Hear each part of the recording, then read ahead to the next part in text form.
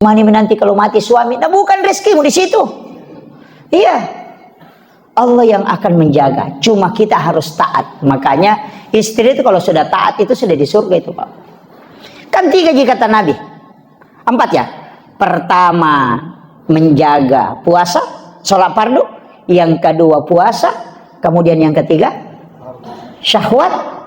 Kemudian yang keempat taat kepada suami. Itu yang 4.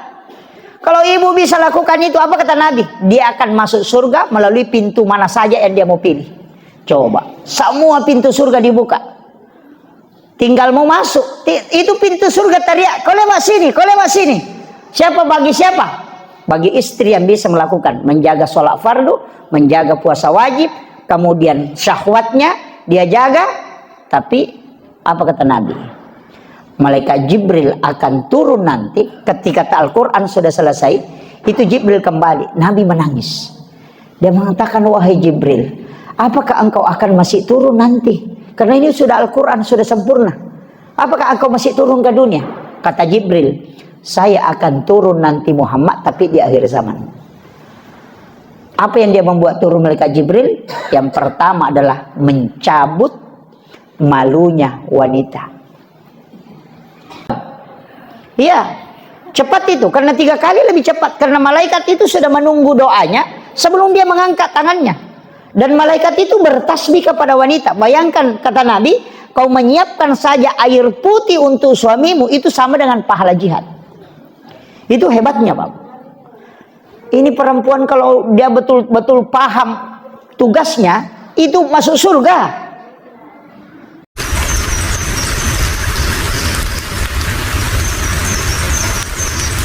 Amin. Ila hadratin Nabi Mustafa sallallahu alaihi wasallam Muhammad wa ila jami'il anbiya'i wal mursalin wasyuhada'i wassalihin wal malaikatil muqarrabin wa kulluhum ya Allah fis samai wa ma fil ardi kulluhum musisina jami'ina wal masyayikhina wa masyayikhina Al-Fatihah. A'udzu billahi minasyaitonir rajim. Bismillahirrahmanirrahim. Alhamdulillahi rabbil alamin. Arrahmanir rahim. Maliki yaumiddin. Iyyaka na'budu wa iyyaka nasta'in. Ihdinas siratal mustaqim. Siratal ladzina an'amta 'alaihim ghairil maghdubi 'alaihim waladdallin. Amin. Allahumma nawwir qulubana wa quluba jami'i man khadara fi majlisina hadza bi nuril ma'rifah wa ilmil mukashafah wal basirah wal iman wal islam. Ya Fattahu ya Alim, iftah qulubana wa qulubahum futuhal arifin. Rabbana iftah bainana wa baina qaumina bil haqqi wa anta khairul fatihin. Amin amin ya rabbal alamin.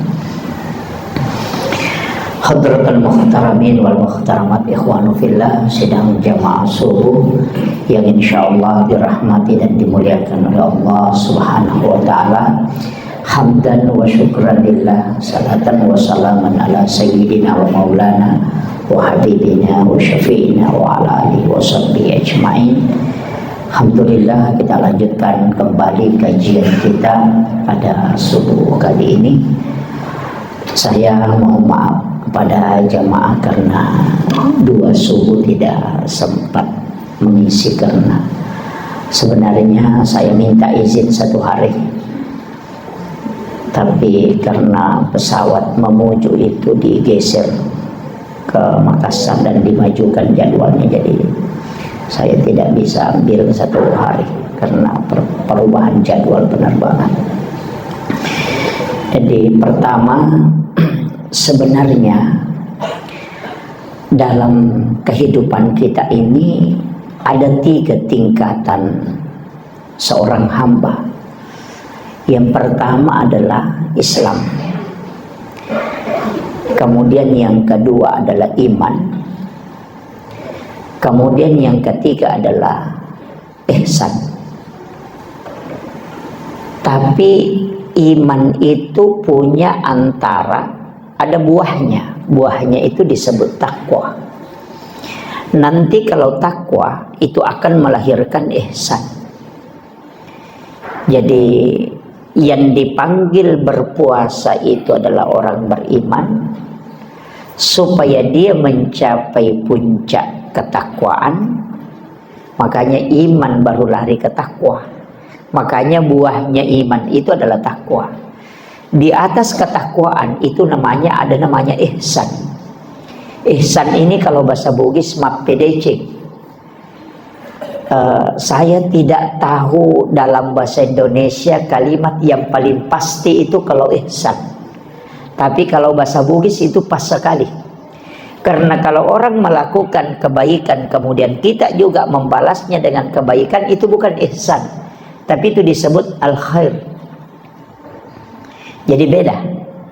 Kalau ihsan itu orang melakukan keburukan ke kita, kemudian kita balas dengan kebaikan. Itu namanya ihsan. Jadi kalau orang baik kemudian kita baik, itu hanya membalas kebaikan. Bukan berbuat baik namanya itu, tapi membalas kebaikan. Kadang-kadang kan ada orang begitu.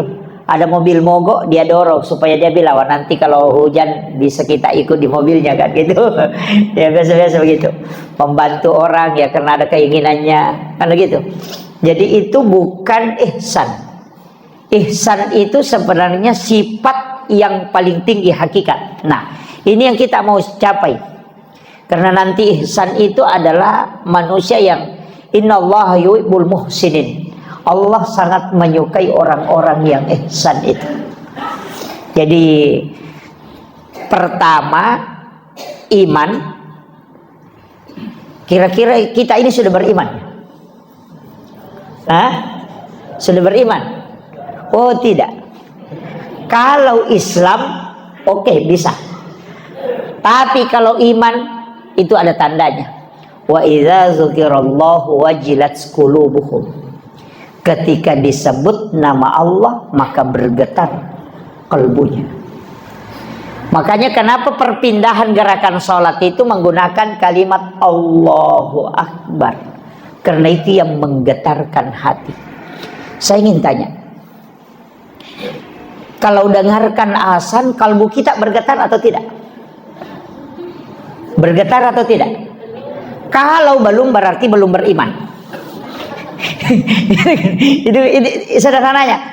Kalau tidak bisa dipahami, saya putar sedikit, putar haluang. Saya tidak lari ke iman. Bapak ibu ini pernah muda kan? Pernah jadi anak muda. Ibu-ibu pernah jadi gadis.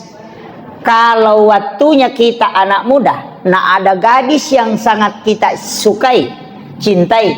Ketika disebut namanya, apa ada di dalam sini bergerak? Itu namanya wajilat qulubuhum, bergetar. Sebut Maryam, si Maryam, wah, langsung bilang gitu. Bahkan sahabatnya saja Maryam lewat, itu, ada temannya ini, mungkin ada di belakangnya. Itu namanya bergetar. Itu karena cinta kepada seseorang, itu membuat ketika namanya disebut itu bergetar. Nah, itulah yang disebut dengan cinta. Karena cintanya itu, kalau dalam Islam itu karena cinta kepada Allah, itulah tanda iman. Makanya kalau orang mengatakan Allahu Akbar, Allahu Akbar, nah belum bergetar di sini, itu belum beriman, baru berislam.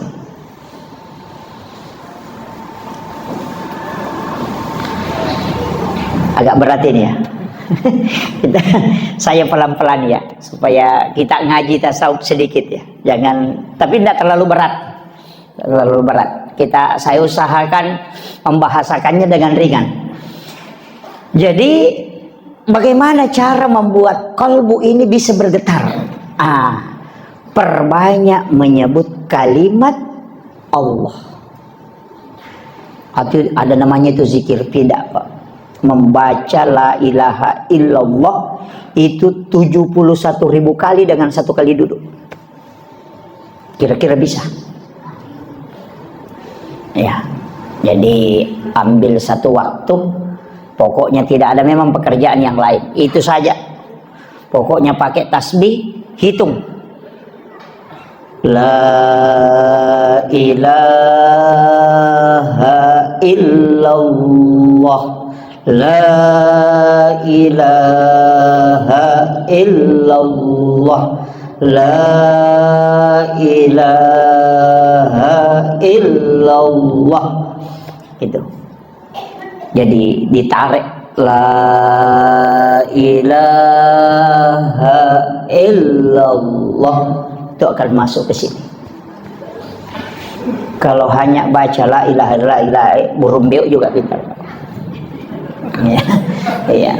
Jadi itu talaki zikir yang disampaikan oleh Rasulullah kepada Sayyidina Ali karamallahu wajhah.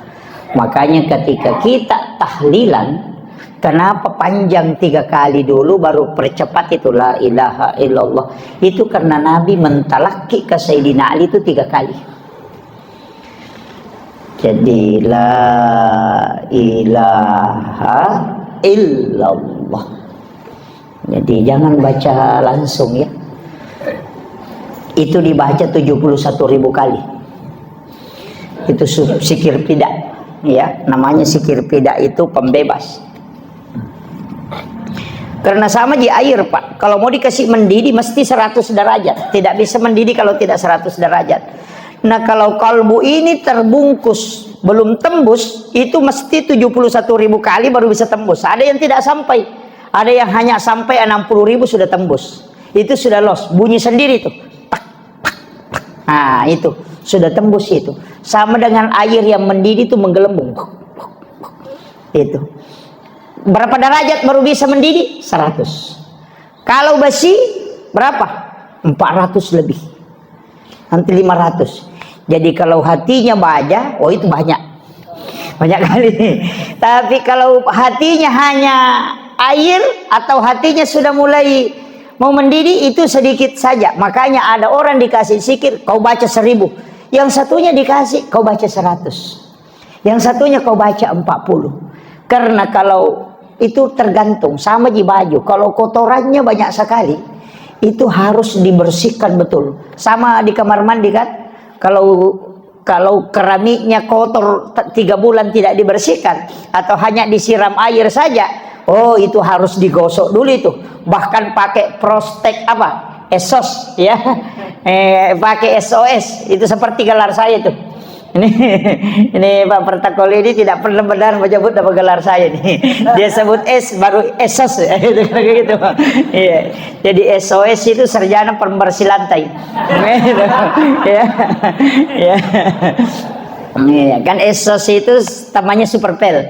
Jadi makanya itu untuk membersihkan itu harus pakai alat. Nah, alat yang paling bagus untuk membersihkan kalbu, untuk kasih tembus, itu 2 zikir. La ilaha illallah, turunannya itu adalah Allah, kemudian turunannya lagi hu, kemudian turunannya lagi ah. Nah, jadi itu. Jadi kita baca la ilaha illallah ya. Tapi itu harus tenang. Tidak bisa kalau sambil menjual la ilaha illallah gitu. Makanya memang harus sambil sedikit waktu untuk kasih connect itu. Ya ini. Nanti koneksi sendiri itu. Nah, kemudian ini orang Islam. Syaratnya Islam apa? Syahadat, sholat, puasa, zakat, dan haji bagi yang mampu. Saya pegamai begini Pak. Kenapa ada ulama hikmah itu menyebutnya? Haji terakhir. Kalau orang tidak haji, ini mic belum jatuh. Kalau saya lepas dengan jari kelingking, ini haji. Kalau ini zakat, puasa, ini belum lepas ini. Tapi kalau zakat, ini belum lepas. Kemudian sholat, ini sudah mau jatuh. Makanya 2 hal tidak boleh lepas. Syahadat dengan sholat. Karena Islammu akan jatuh. Nah, makanya itu kalau pegang begini, kalau 3 ji lepas ini masih orang dah haji, kemudian orang tidak puasa, tidak zakat, masih dibilang Islam. Tapi kalau syahadat dengan sholat lepas, pasti jatuh, maka gugur keislaman. Makanya syahadat itu kuncinya dan sholat itu kuncinya. Ya. Jadi, tapi memang dari rukun Islam ini, kalau haji itu tidak masalah, ya, hanya bagi yang mampu. Mampu itu bilang begini Pak, mampu itu mampu secara fisik dan mampu secara materi. Itu haji. Jangan sampai kita kumpul uang kemudian anak tidak dikasih kebutuhan karena mau naik haji. Oh jangan, berdosa kita itu. Jangan. Ada ibu-ibu itu kumpul uang bahkan tidak kasih belanja ke, apalagi kalau suami, kumpul-kumpul uang mau naik haji. Itu Anda tidak mampu, tidak usah dipaksakan. Yang paling parah, ada umrah dicicil, tapi tidak ada jadi mamuju. Ada. Wah, berangkat dulu baru bayar, pulang baru bayar. Oh ya bagus. Saya mau kasih tahu, kalau meninggal di sana siapa yang tanggung? Nah, ini yang banyak tidak tahu Pak. Jangan. Justru berangkatnya itu berdosa. Membayar utang itu wajib, sedangkan melaksanakan umrah itu sunnah. Jadi kita mengorbankan kewajiban hanya menunaikan yang sunnah. Itu sama persis jual helm, jual motor beli helm, itu persis sama. Atau jual HP untuk beli pulsa, itu sama. Kan gitu. Jadi utang itu kan nanti menjadi kewajiban ketika mau dibayar. Kan gitu. Hanya menunaikan yang sunnah kemudian berutang, oh itu fatal gitu. Nanti kalau meninggal di dalam kubur, Nabi bilang, saya sudah umrah. Malaikat bilang, belum lunas. Nah ini mau apa? Ini nih. Makanya jangan Bu, ibu-ibu tidak ada jadi kalau ibu-ibu ya. Banyak. Wah ini ibu-ibu ini parah ini. Jangan Bu, jangan berangkat. Makanya ibadah umrah itu kenapa Nabi sangat mudahkan pahalanya, mudah sekali. Melayani suami dengan sempurna, kemudian suami merasa senang. Maka apa kata Nabi? Itu mendapatkan pahala umrah sekali. Iya, makanya bapak makanya bapak-bapak harus pintar. Kok bi istrinya, saya mau umrah. Iya. Itu hadis. Dulu itu saya bilang begini Pak, orang berangkat umrah puluhan juta, waktunya sekian lama, kemudian perjalanannya melelahkan, ibadah dari ibadah ke ibadah. Kenapa kok Nabi gampangkan sekali pahala umrah? Gampang sekali Pak. Sholat sunnah duha 2 rakaat kata Nabi. Bahkan sholat sunnah suruk yang kita lakukan, sholat Isra ini yang kita lakukan setiap pagi, itu bukan hanya pahala umrah. Haji dan umrah bersama Rasulullah 3 kali.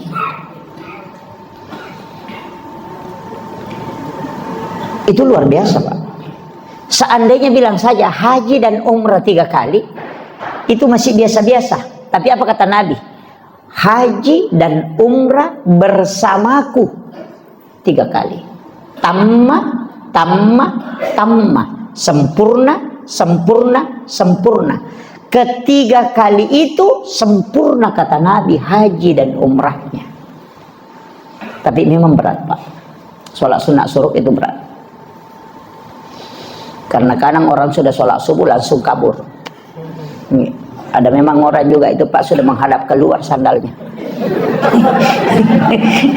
Ya, sandalnya itu sudah dibalik memang begini. Nanti kamat orang baru lompat masuk. Assalamualaikum langsung lompat keluar. Itu anak pertamanya iblis itu. Jadi iblis itu punya 9 anak, ada 2 cucunya, 1 anak angkat. Iya.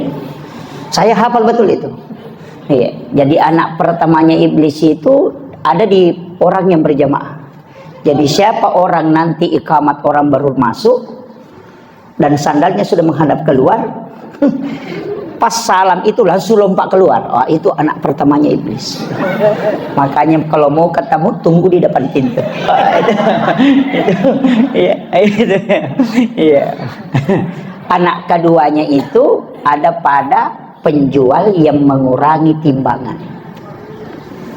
Iya. Itu. Makanya kalau ada orang mengurangi timbangan itu ya, itu anak nomor 2-nya iblis itu. Jangan dibahas, nanti banyak yang kena. Nah, kita tinggal di anak berapa kira-kira ini? Kemudian, jadi ini penting saya wasiatkan, hati-hati. Sebenarnya Nabi itu sudah kasih kita bonus betul. Jadi Nabi itu sudah tahu bahwa nanti umrah ini menjadi orang berlomba-lomba. Dan orang yang sholat sunnah Isra itu dijamin haji dan umrahnya pahalanya dijamin. Kalau pergi umrah belum tentu diterima kan? Itu jadi parah. Makanya saya bilang sebelum berangkat itu perbaiki dulu. Siapa tahu ada tetanggamu tidak baku ngomong sama kamu, jangan berangkat. Nanti datang di situ bilang labbaik Allahumma labbaik. Allah bilang la labbaik lak, tidak ada yang panggil kau ke sini. Itu tetanggamu di sana kau belum baku ngomong. Ini penting saya nukan. Jadi pahala itu sangat mudah. Tapi pahalanya bukan syariat ya. Kalau syariat beda. Syariat itu lengkap. Kalau pahala itu hadiah yang diberikan. Jadi itu makanya kalau mau banyak pahalanya Pak. Sama kalau orang buka puasa. Kita kasih buka orang 10 itu kita dapat pahala puasa 10 itu. Makanya Islam ini luar biasa. Sama dengan sholat yang kita lakukan. Kalau sholat sunat awabin. Itu kan sama dengan 12 tahun sholat, itu luar biasa. Makanya ada orang nanti itu Pak, dia kemudian ketika dihitung umurnya, terlihat tercatat umurnya dia hidup itu cuma 50 tahun. Tapi setelah dibuka kitab catatan amalnya, umurnya di situ tercatat 50.000 tahun lebih. Dari mana? Karena pahala sholat yang dia lakukan itu terhitung. Nah, makanya itu yang disebut dengan umur yang pendek tapi barakah. Kan Nabi sudah minta ke kita. Nabi memang minta supaya kita tidak panjang umur. Iya. Nanti terlalu lama diperiksa Pak. Sama di pejabat. Kalau ada bupati 2 periode lama diperiksa itu. Lama. Camatnya 10 tahun tidak berhenti. Lama diperiksa. Tapi kalau ada camat cuma 3 hari menjabat dan keluar sebentar sekali itu diperiksa. Sendak lama itu. Sama di kita kalau tidak lama hidup. Nah begitu. Makanya semua harta itu jangan kita semua yang bawa, titip ke orang, titipkan ke orang. Tidak sampai itu harta apa Pak, tidak sampai. Nanti bisa kita dapat itu ketika sudah kita titip. Kan itu kuncinya. Karena ada bilang harta tidak dibawa mati. Memang tidak bisa dibawa mati kalau kau yang mau bawa, tapi kalau kau kasih orang pasti sampai. Kan gitu. Jadi nanti sebenarnya begini, nanti harta itu diserahkan baru dimiliki. Kalau masih ke kita itu baru amanah. Kan gitu. Makanya disebut harta itu adalah amanah yang diberikan oleh Allah. Bahkan bisa berubah menjadi fitnah. Kan gitu. Ini perlu dipahami. Jadi nanti harta itu yang dimiliki ketika sudah diserahkan. Makanya yang masuk di celengan itulah milik kita. Yang di rumah itu bukan milik kita, itu baru amanah. Karena kalau kita meninggal bukan kita yang punya, kan langsung ke ahli waris kan? Iya. Jangankan uang, istri kita ngambil orang. Iya, suami juga begitu. Makanya tidak usah terlalu kita, tidak usah. Ya, Pak. Apalagi buat istri kan sebenarnya itu kan bukan hak milik Pak, itu cuma hak pakai. Iya, makanya disebut hakut tamlik itu. Iya, makanya wanita itu istri itu tidak bisa mentalak suaminya kecuali diwakilkan ke pengadilan. Suami 1 kali ngomong mengatakan saya talak kamu, itu jatuh talak. Tapi kalau istri biar cungkir balik, talak, tidak akan jatuh. Biar guling-guling, tidak akan jatuh. Kenapa? Karena dia yang dibeli. Kan gitu. Makanya Imam Syafi'i itu mengatakan kalau laki-laki mau menikah, tidak usah minta izin ke istri pertama. Itu Syafi'i, bukan saya bilang ya. Imam Syafi'i. Jangan saya disalahkan ini. Ini saya kasih tahu. Alasannya kenapa? Tapi saya tidak suruh menikah ya. Alasannya kenapa? Imam Syafi'i mengatakan tidak usah minta izin.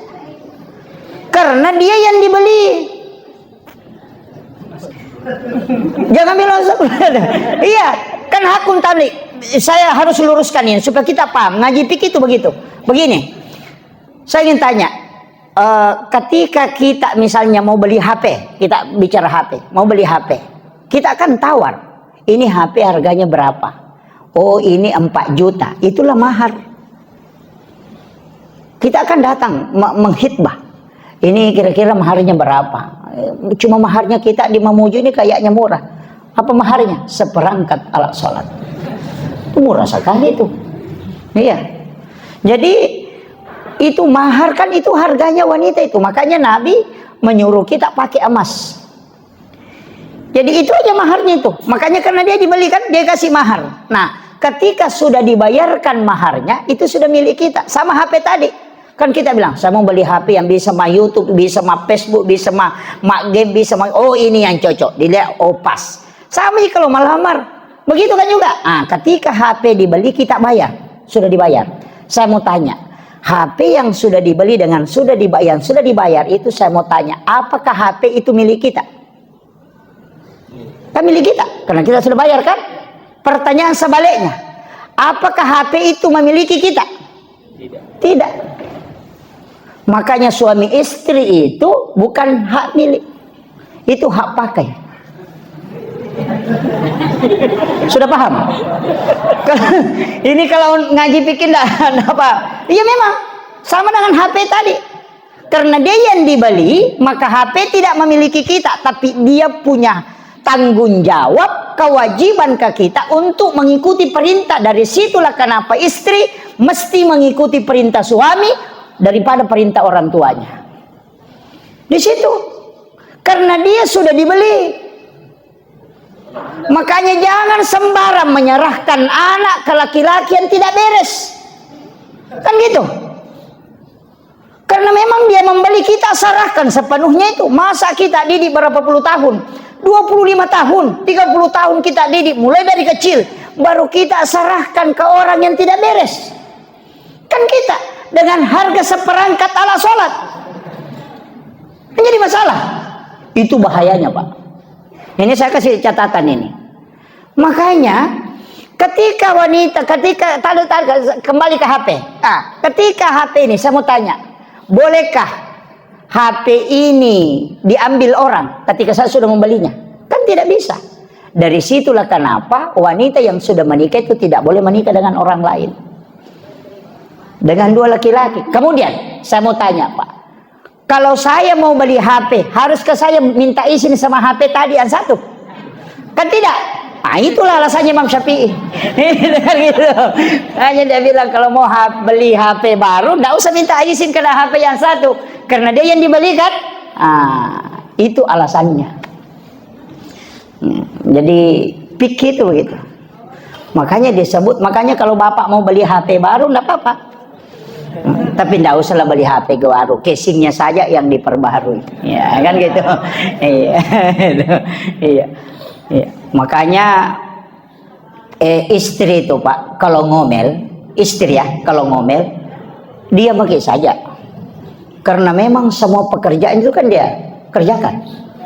Dia yang hamil, dia yang dihamili, dia melahirkan, nah begitu.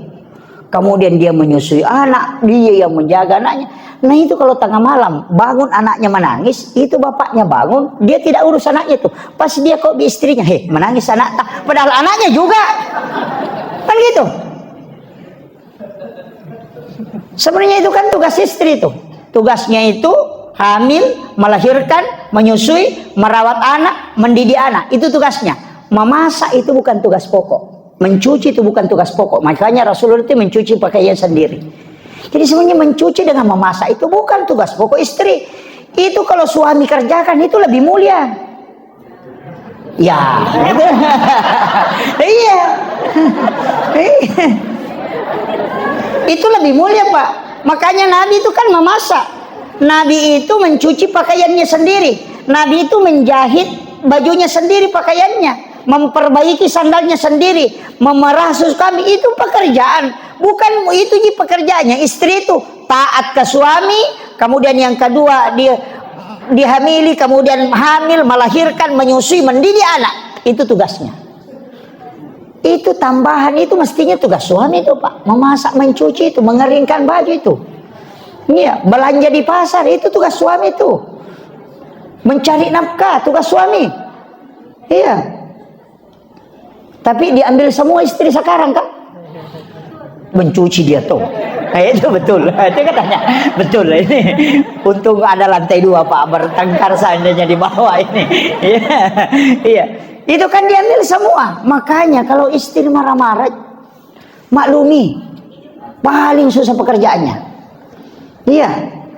Nah bilang ini perempuan, coba laki-laki Pak, mau kita tukar pekerjaan sama istri tak?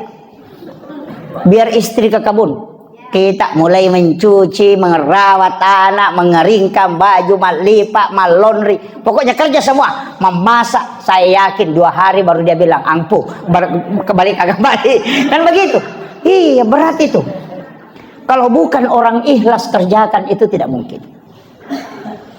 Di bapak-bapak juga ini perhatikan betul istrinya.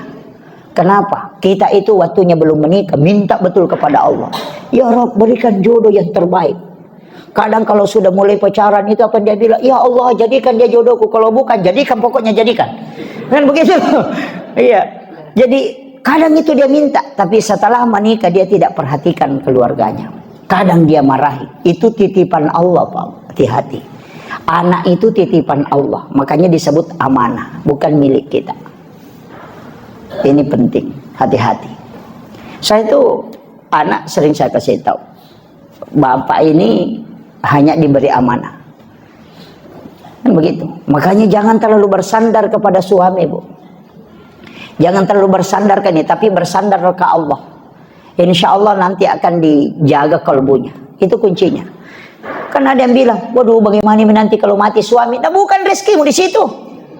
Iya, Allah yang akan menjaga. Cuma kita harus taat. Makanya istri itu kalau sudah taat itu sudah di surga itu Pak. Kan 3 jika kata Nabi. 4 ya. Pertama menjaga puasa, sholat fardu. Yang kedua puasa. Kemudian yang ketiga syahwat. Kemudian yang keempat taat kepada suami. Itu yang 4. Kalau ibu bisa lakukan itu, apa kata Nabi? Dia akan masuk surga melalui pintu mana saja yang dia mau pilih. Coba, semua pintu surga dibuka. Tinggal mau masuk. Itu pintu surga teriak, kau lewat sini, kau lewat sini. Siapa bagi siapa?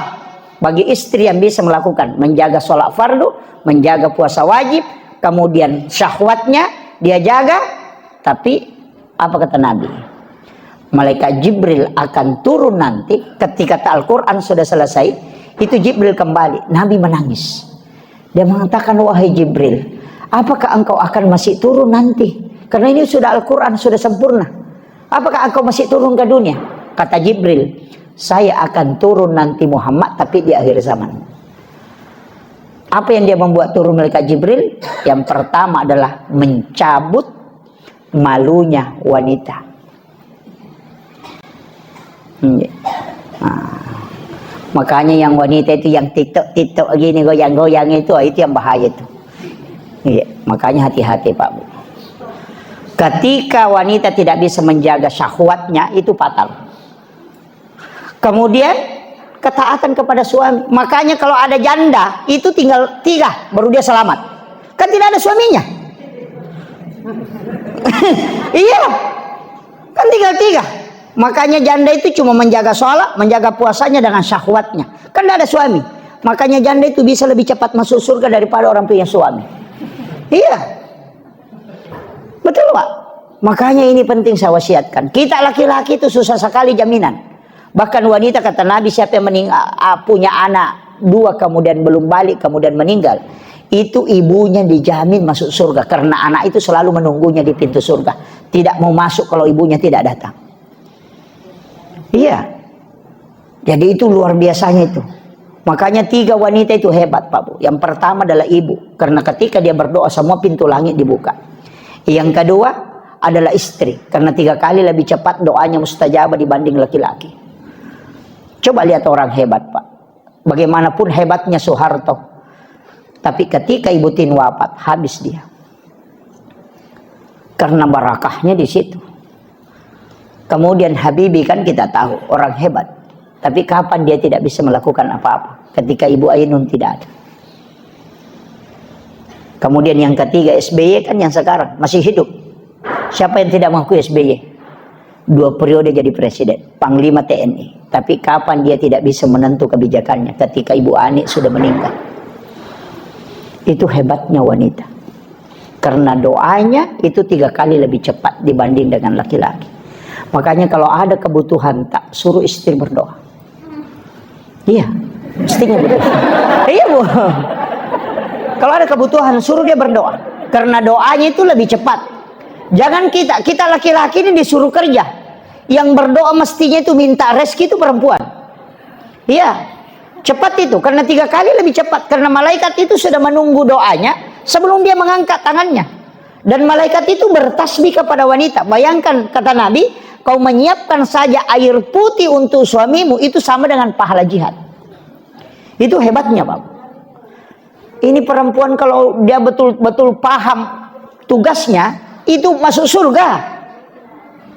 Iya. Itu kuncinya. Makanya kalau istri sudah berdoa dan tidak bisa diterima, tambah istri Pak, supaya banyak mendoakan. Itu. Iya. Iya. Langsung ibu-ibu di atas protes itu. Itu kuncinya sebenarnya. Kemudian yang ketiga adalah anak perempuan. Itu perempuan lagi. Siapa meninggalkan 2 atau 3 anak perempuan ahli ibadah, ibu bapaknya tidak disentuh api neraka. Bahkan Rasul mengatakan, jangankan disentuh api neraka, diperlihatkan api neraka pun tidak. Itu hebat. Ini. Jadi itu anak-anak perempuan kita, tidak usah banyak-banyak kita tuntut Pak. Tidak usah bilang harus jadi PNS, harus jadi, tidak usah. Rezeki itu bukan dari situ, jalur itu saja. Justru PNS itu terbatas rezekinya. Ya kan? Karena gajinya pasti. Kan gitu. Nggak usah terlalu anu Pak.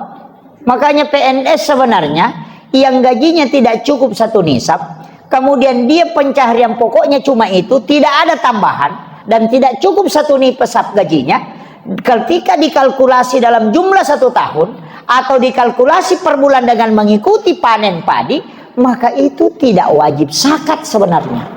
Cuma ulama kita di pemerintah ini di Indonesia, di dalam hal ini Basnas, berusaha menjaga. Siapa tahu nanti harta ini kena zakat, makanya dia keluarkan memang 2,5. Makanya kalau dia tidak jadi zakat, nanti jadi sedekah. Karena sebenarnya pengeluaran itu Pak bukan hanya zakat, kan ada zakat, ada infak, ada sedekah, ada wakaf. Masing-masing beda ya. Kalau zakat kewajiban, kalau infak itu harta. Kalau sedekah itu umum. Makanya tersenyum itu sedekah itu. Tabassumu fi ahika laka sedekah. Makanya kalau tidak ada uang, tak senyum ki saja. Ketemu orang itu sudah bersedekah itu. Bahkan berjalan ke masjid itu sedekahnya tubuh. Ada yang orang lupakan, wakaf. Ini wakaf yang paling pokok Pak. Zakat itu kan memang kewajiban. Sedekah itu temporer, tapi wakaf itu yang berjalan terus. Iya, mestinya kita punya wakaf. Masa kita yang kerja setiap hari pontang panting, kemudian kadang ada yang kita mau makan, kita tidak beli karena mau kumpul uang. Kan biasa begitu. Ada orang begitu Pak. Pokoknya kumpul uang, kumpul uang. Ada penjual durian yang bilang, weh enaknya durian. Dia tanya berapa? 100.000. Mahalnya. Padahal 1 juta uang di kantongnya. Karena begitu. Saya punya guru itu, dia kasih tahu begini. Aja mau seke kangi alemuna, narekomeko malomu dalle. Itu. Makanya kalau mau makan durian uangnya tidak cukup, pergi beli pop ice rasa durian. Itu. Ya. Saya kasih tahu. Iya. Kenapa? Jangan kau menyiksa itu. Karena orang dermawan itu yang tidak menyiksa, karena semua tubuh ini berzikir. Orang kaya yang sesungguhnya itu adalah mereka yang tidak pernah kikir untuk dirinya. Ini kadang-kala kita nih bilang enaknya tapi mahal, padahal banyak uangnya. Itu. Ini penting saya sampaikan. Makanya iya. Tapi jangan juga semua mau dimakan. Wah, itu jadi masalah. Ada juga istri itu gajinya suaminya 1 juta, pokoknya semua penjual lewat ditahan, semua penjual pentolan singa, penjual singa, itu bikin ubanan suami itu. Itu kan gitu. Jadi itu kunci dalam agama itu. Makanya dalam diri kita ini sebenarnya Pak itu sudah disetting. Ya, makanya kalau mau selamat ini wakaf penting. Masa dikumpul harta kemudian kita tinggalkan? Iya, mesti ada wakaf, tak? Mesti. Kalau ada tanah, tidak usah dibagikan semua ke anak, jangan. Mesti ada yang kita simpan. Kenapa? Itu pahalanya nanti dan penghasilannya dimasukkan ke agama. Cari apa ke pesantren, apa ke masjid. Begitu. Masjid ini juga harus dikelola dengan baik. Iya. Masjid ini harus dikelola dengan baik. Makanya sebenarnya kalau ada orang mewakafkan tanahnya untuk masjid, jangan wakaf masjid. Wakaf untuk pelayanan umat. Karena kalau Imam Syafi'i, kalau wakafnya hanya masjid, tidak boleh ditempati berkurban. Itu tidak sah kurbannya. Kan kadang-kala kita kalau berkurban kan di pekarangan masjid. Sama dengan menjual. Karena ada orang biasa menjual di pekarangan masjid. Kan gitu. Oh, itu tidak boleh kalau wakafnya untuk masjid. Tapi kalau wakafnya untuk layanan umat, itu sosial, pokoknya bisa dipakai semua. Makanya sebenarnya wakaf itu juga hati-hati pengelolaannya. Ini makanya kalau seandainya kita ini mengelola wakaf dengan baik, Pak, Islam ini tidak akan ini. Makanya saya bilang zakat juga di Mamuju ini jangan dikasih keluar. Jangan dikasih keluar ke keluar kampung. Ada yang orang di sini bekerja, cari rezeki, baru dia kirim ke Parepare. Jangan. Jangan dikirim ke Baru. Jangan. Zakat itu tidak boleh melewati jarak musafir.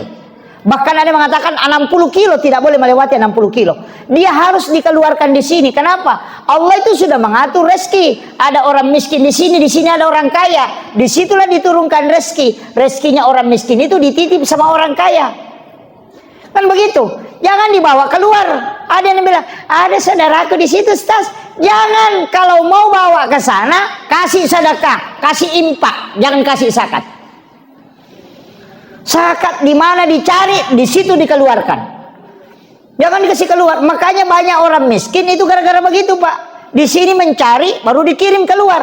Nanti Bapak Ibu itu biar bayar zakat, tetap tanggung jawab. Nanti akan ditanya.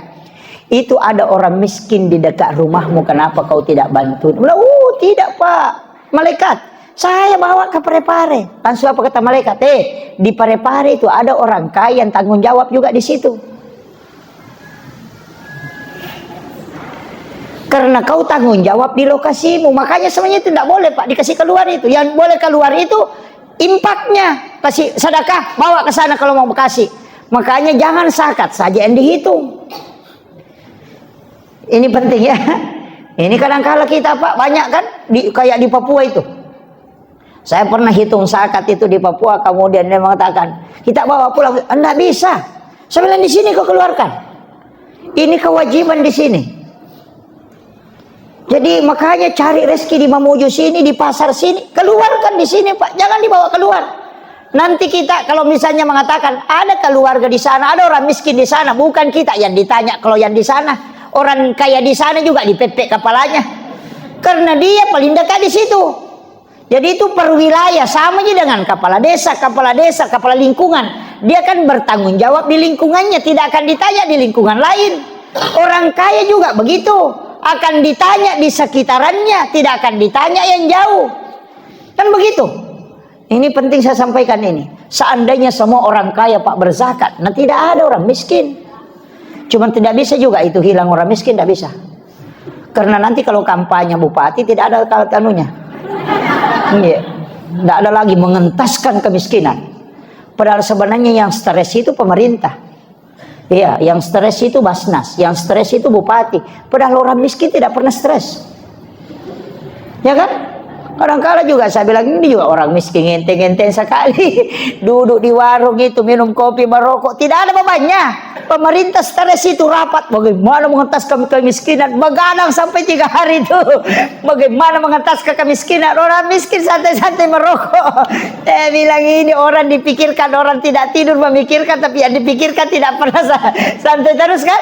Coba lihat orang miskin itu, enak sekali. Kadang tidur di becaknya, kadang di situ main domino sampai pagi, padahal pemerintah stres pikirkan dia.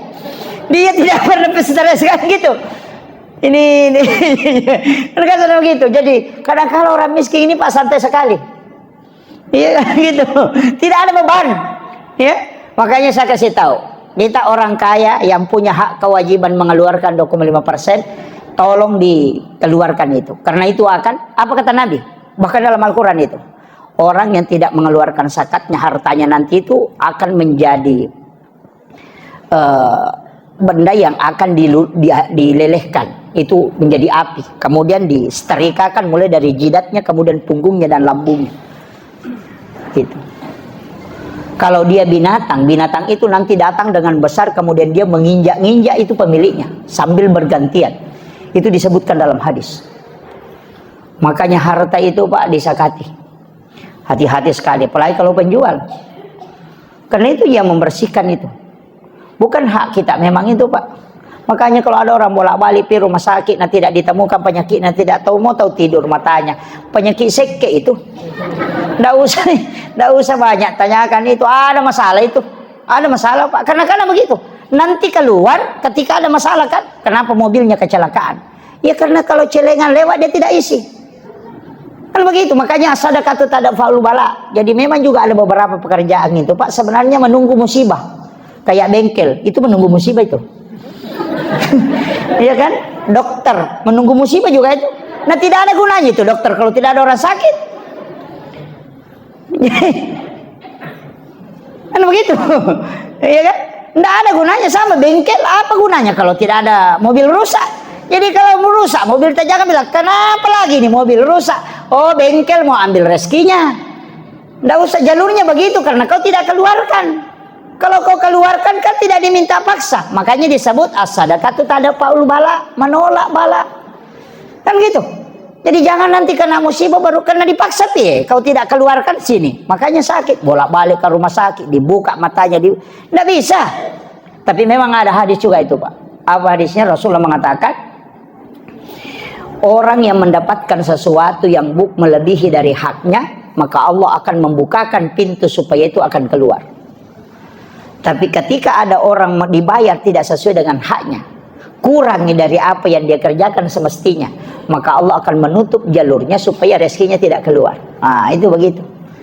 Saya kemarin ketemu dengan orang kaya, minta, Pak Ustaz kasih kak dulu aneh doa-doa.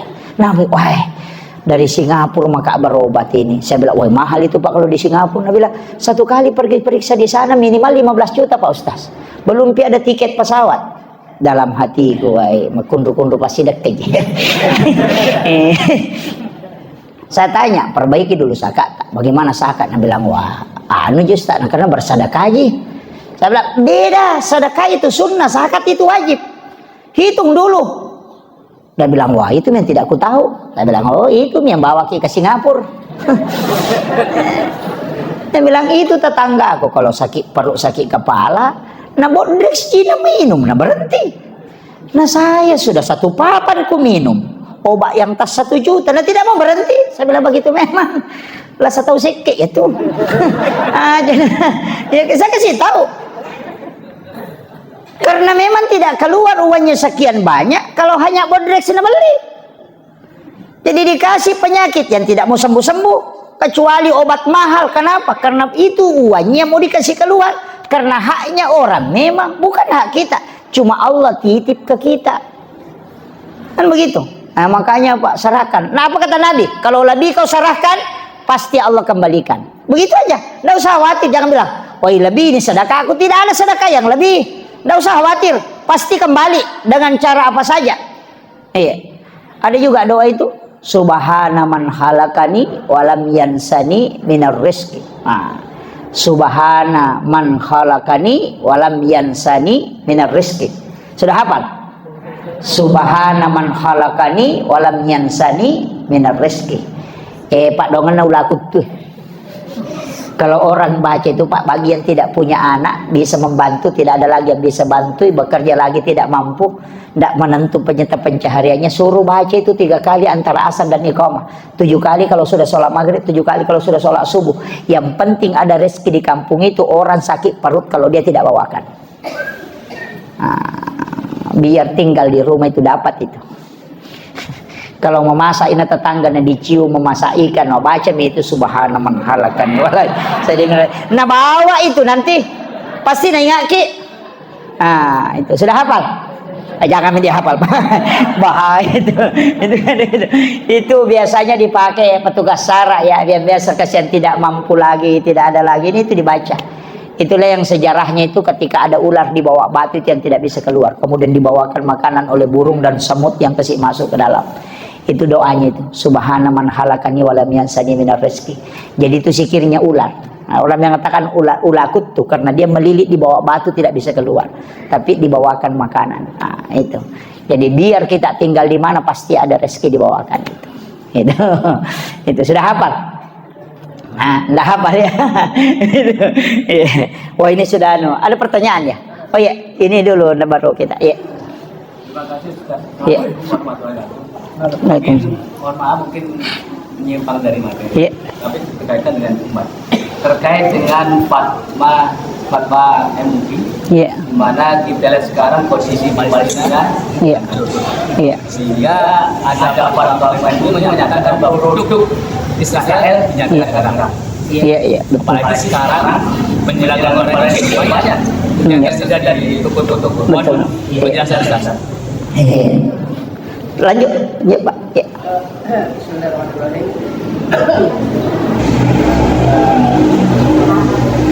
Seluruh jamaah ini saya karena ada Amin. Bismillahirrahmanirrahim. Ini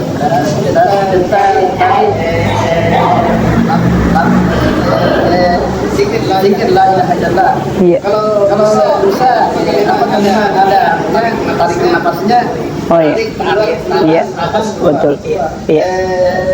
Kalau tidak melalui jalur nafas, apakah zikir la ilaha illallah ini dijawab oleh Allah tidak? Oh iya. Berapa tadi?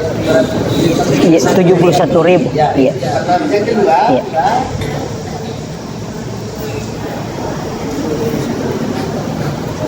Yang kedua, tentang tasawuf, belajar tasawuf. Ada yang tersurat saja 30 juz. Ada yang tersirat. Kemudian berapa juz yang jelas semuanya. Apakah yang tersirat ini merupakan berita-berita yang dibawa oleh para malaikat? Jibril. Atau yang tersikat asal mata. Tersikat atau terungkap yang banyak yang lagi. Yang ketiga. Wah, banyak ini. Ya, lanjut. Iya. Tentang pahala tauhid. Rasulullah bersabda sallallahu alaihi wasallam, datang Jibril pada suatu hari kepada aku dikala aku duduk dalam keadaan sedih. Berkatalah, hai Muhammad, apa yang menjadikan engkau? Allah telah memberimu dan umatmu 5 perkara. Yang pertama, firman Allah, aku menurut anggapan dan pikiran hambaku, tidaklah ia akan meleset dari pikiran dan anggapannya. Kedua, barang siapa ditutupi amal dan kelakuannya di dunia, tidak akan dimalukan pada hari kiamat. Apakah ini tentang aib ya antara kita itu merupakan aib saudara kita, seperti kalau kita mengungkap aib saudara kita, yaitu memakan bangkai saudara sendiri. Jadi harus Ketiga, pintu tobat tidak akan tertutup bagi umatku selama belum bersekarat. Yang saya tanya Ustaz, bersekarat itu artinya apa? Keempat, barang siapa datang dengan dosa yang mulia Allah, kelima, bukan pertanyaan ini kelima, cuma masuk kelima yang Tuhan akan melepaskan asar dari orang yang meninggal karena banyak orang-orang yang meninggal. Oh iya betul. Betul. Itu hadis Pak. Pertama begini, Majelis Ulama Indonesia memfatwakan bahwa seluruh produk Yahudi ini diharamkan. Itu supaya kita tidak membeli. Sebenarnya begini, ada langkah yang mestinya efektif Pak, karena di Majelis Ulama Indonesia ini itu fatwanya benar, tapi tidak menjadi acuan karena tidak ada punishment. Jadi itu hanya perorangan yang bisa ini, tidak semua orang. Mestinya itu MUI ini di kedudukannya ke pemerintah, seandainya bisa dia menjadi power kayak Darul Iftah. Apa yang hasil fatwa Iftah itu menjadi pegangan pemerintah. Nah di Indonesia ini kan tidak bisa. Dan kita ini dibawakan belanja. Di bawah ini masyarakat belanja. Mestinya yang di stop itu produk yang masuk. Kan gitu. Biar bagaimana ditahan di bawah. Kalau masuk terus pasti laku kan. Jadi masalah. Dan yang selalu diharamkan itu es krim, air yang perusahaannya di situ. Tapi mobil kan dari Yahudi. Kan gitu. Mestinya kan itu diblok. Kenapa bukan mobil buatan dalam negeri ini yang dipakai? Jadi kadang kita dilarang membeli produk Yahudi, tapi mobil dikasih masuk. Menjadi masalah Pak. Jadi ini sebenarnya memang fatwamu itu tidak merubah hukum di pemerintahan. Dia hanya sebagai istilahnya bukan punishment, tidak ada hukumannya bagi orang yang melanggar. Fatwa dipatwakan rokok haram, laku terus. Gitu. Jadi memang tidak, MUI ini kan itu, makanya kita kembali ke kita. Ya paling tidak bisa membantu ketika kita tidak membeli produknya. Kan gitu. Ini yang, tapi jadi masalah Pak, kalau orang Islam sudah beli, nah kita tidak beli, jadi masalah itu. Karena umat Islam juga dibikin bangkrut. Kan begitu. Makanya penjual di sini sudah beli produk Yahudi. Kalau kita tidak belanja, siapa yang rugi? Ya umat Islam juga. Mestinya kan yang ditutup yang di atas. Kalau ditutup di atas tidak ada yang beli, maka selamat ke bawah. Tapi kenapa produk ini masih kasih masuk? Baru dilarang, dipatwakan haram dibeli. Berarti yang ingin dikasih ketemu ini hancur Islam juga kan? Nah ini jadi masalah juga ini. Kayaknya perlu dipikirkan itu Pak. Jadi memang kalau ya selektif lah. Nggak usah, kalau memang bisa jangan dibelilah. Tapi jadi masalah itu tadi, kalau sudah dibeli sama penjual-penjual di sini kan begitu. Makanya Pak sebenarnya juga begini. Sedekah yang paling tidak punya potensi untuk membuat tersinggung orang itu adalah membeli jualannya. Makanya sama jadi Indomart. Kalau saya Pak, jangan beli barang di Indomart. Iya, beli di masyarakat sini, karena kita bersedekah itu kalau belanja di masyarakat kecil itu. Jadi kalau kita beli barangnya kan di situ ada keuntungannya, dan itu betul-betul keuntungannya untuk mensekolahkan anaknya. Nah kalau kita beli di Indomart itu bukan untuk sekolahkan anak itu, kan gitu. Coba penjual kangkung itu yang lewat kemarin saya lihat, penjual lombok itu dia bungkus-bungkus kasih yang dia baru dia angkat, orang beli itu sudah sedekah itu. Begitu. Nah kadang juga kita kalau beli itu ditawar. Tawarnya setengah mati itu. Dia bilang berapa? 5.000. Bisa ke 10.000 tiga? Wih. Ini kan jadi masalah. Ini penting ini Pak. Maka sedekahilah penjual kecil ini dengan membeli jualannya. Penjual kue yang ada di sini Pak, penjual kita ini yang orang-orang kita di sini, beli barangnya itu. Iya, karena kita itu sedekah. Ya kan? Sedekah itu karena ada keuntungannya. Jadi kita membeli barangnya, makanya orang Arab itu marah itu kalau ditawar barangnya. Dia bilang haram. Dia bilang memang tidak mau. Kenapa? Dia bilang kalau ada sesuatu dibeli tersiksa, itu jadi masalah. Nah itu. Kemudian begitu Pak ya. Walaupun dipatwakan haram, mestinya yang di atas ditutup. Jangan yang di bawah ini yang dikasih benturan. Itu mestinya ya. Jadi majelis ulama ini mestinya lobinya masuk ke pemerintah, bukan ke bawah di enukan. Iya. Kemudian yang kedua tadi, ini yang pertanyaannya Bapak ini agak panjang-panjang ini. Oke, saya berusaha sesingkat mungkin. Begini, hadis itu bahwa selama napas tidak sampai di kerongkongan, itu. Jadi orang sakarat itu kalau napasnya sudah sampai ke sini tidak bisa diterima taubatnya. Sama ketika Nabi Musa, siapa namanya?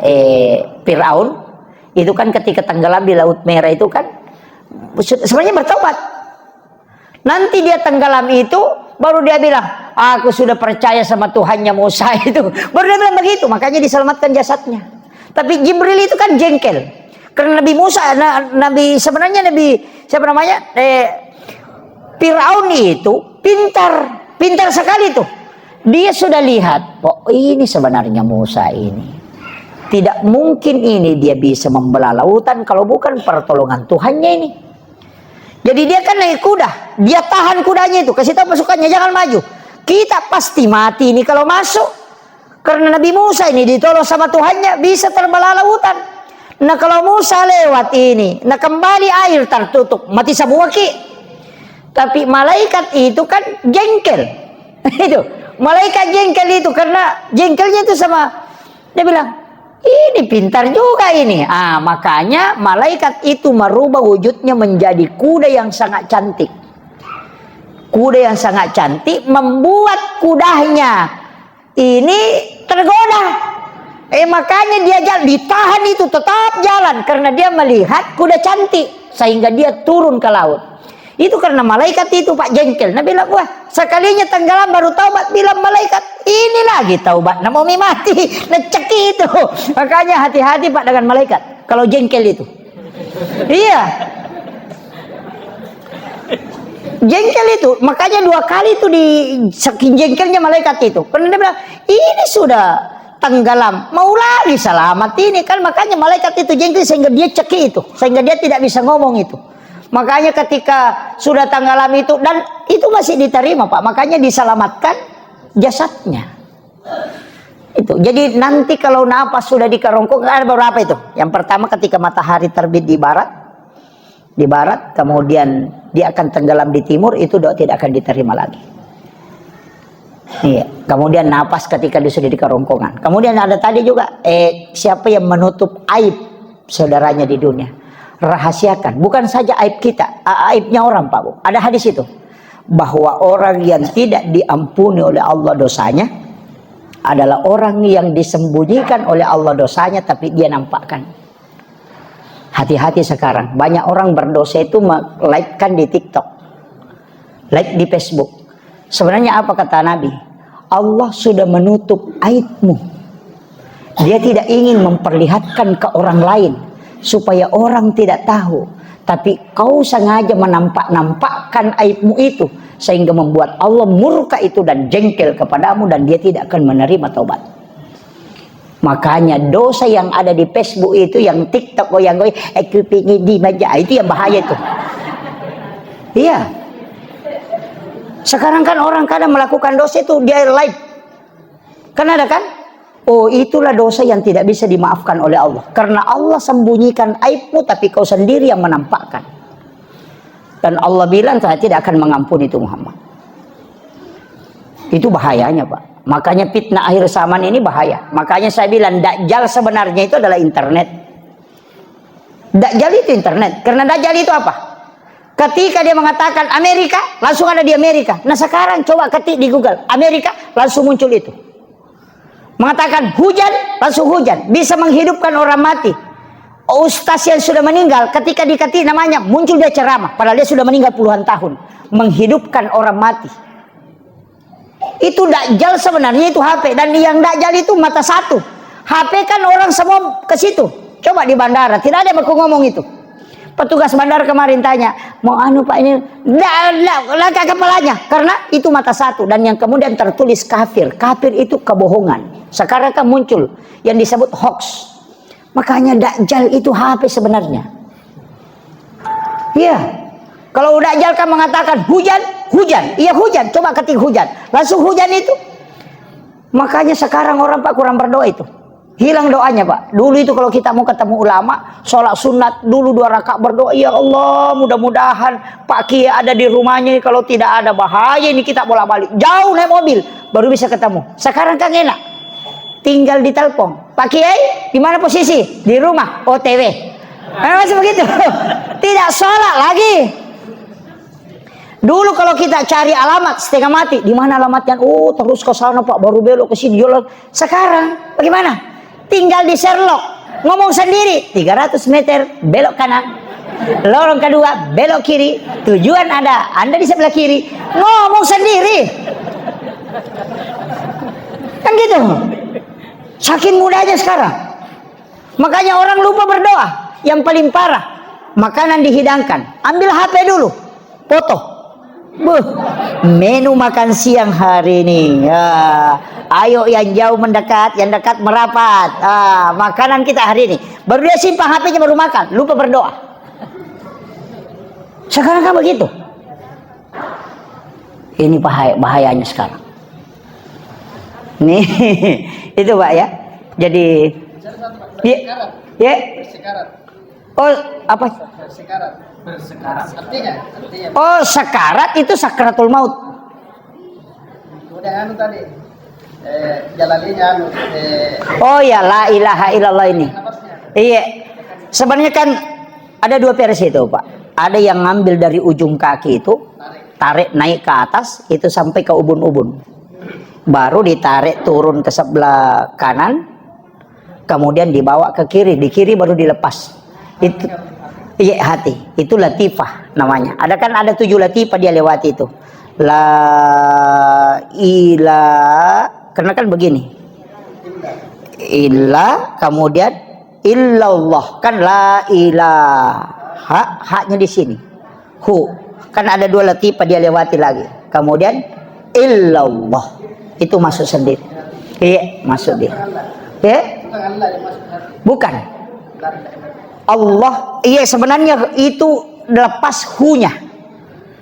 Yang ujungnya itu baru masuk, tapi dia kan tidak begini, Pak. Kalau di talaki itu kan begini, la ilaha illallah. Itu ha juga. Makanya hu di sini, hu juga di sini. Cuma itu dikasih masuk. Jadi sebenarnya nanti mudah-mudahan kalau di talaki lepas ini agak berat. Terus terang saya iya, betul, banyak. Ada yang ngambil dari pusar tanpa napas. Ada yang ngambil dengan napas. Napasnya ditarik, kemudian dikasih masuk. Ada yang mengatakan kalau napas itu makhluk. Kalau tanpa napas itulah sebenarnya hakikatnya. Jadi itu, beliau sebenarnya tahu tapi dia tanyakan. Saya kira ini yang penting. Tapi itu yang membuat Rasulullah. Itu yang membuat Rasulullah sebenarnya tadi hadis itu ketika Nabi bersedih kemudian datang Jibril itu pegangan kita betul, ya, itu pegangan kita. Jadi berkahnya umat Islam itu luar biasa. Sebelum napas di kerongkongan masih diterima taubatnya, ya.